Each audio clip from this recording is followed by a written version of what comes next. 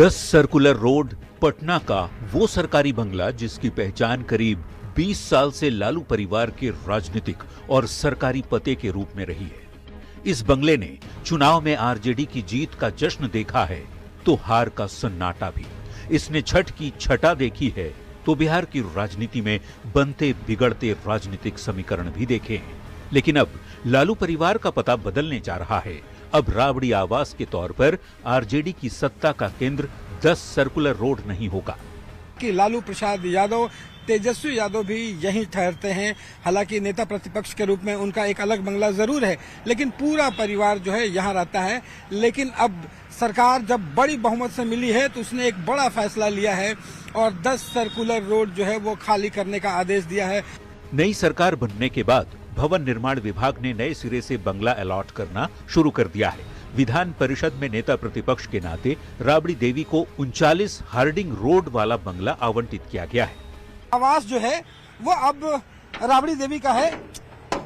राबड़ी देवी जो है उनको अब मिलने वाला है, तो ये एक नया पता जो है वो राबड़ी देवी का अब हो गया है। पहले 10 सर्कुलर रोड से हट करके अब ये देखिए, और आपको ये तस्वीरें दिखा दूं कि इस 39 सर्कुलर जो हार्डिंग रोड है वो एक नया पता है।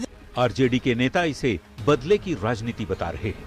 यह स्पष्ट करता है कि राजनीतिक रूप से भारतीय जनता पार्टी के दबाव में किस तरह से नीतीश सरकार कार्य कर रही है। बिहार के मुख्यमंत्री पद से हटने के बाद राबड़ी देवी को ये 10 सर्कुलर रोड आवंटित हुआ था। 16 जनवरी 2006 से 10 सर्कुलर रोड राबड़ी देवी के सरकारी आवास के साथ साथ पूरे लालू परिवार का पता रहा है।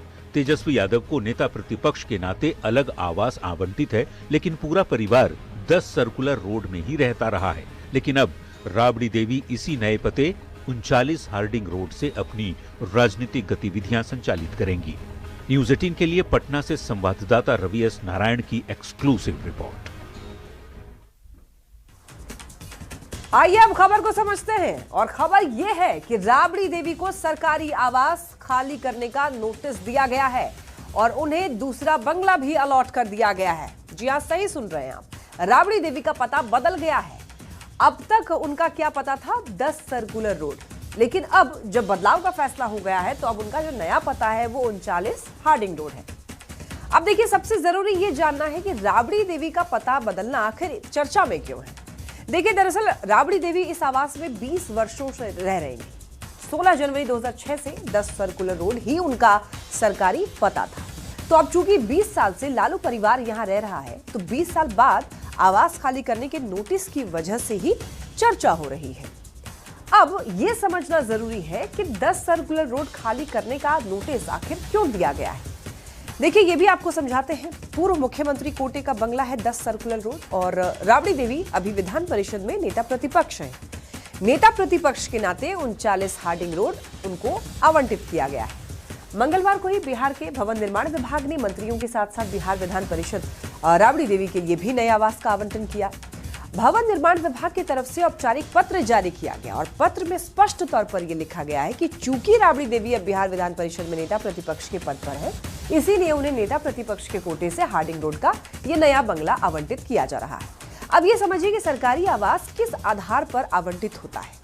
तो आपकी जानकारी के लिए आपको बता दें, 10 सर्कुलर रोड जो है बंगला पूर्व मुख्यमंत्री कोटे का है। नियमों के अनुसार जब कोई नेता पूर्व मुख्यमंत्री के पद से हटकर किसी अन्य संवैधानिक पद, जैसे कि नेता प्रतिपक्ष, ऐसे पदों पर चला जाता है, तो उसे उसी पद के अनुसार फिर नया आवास आवंटित किया जाता है और पुराना बंगला जो है उनको खाली करना पड़ जाता है। तो ये है पूरी खबर।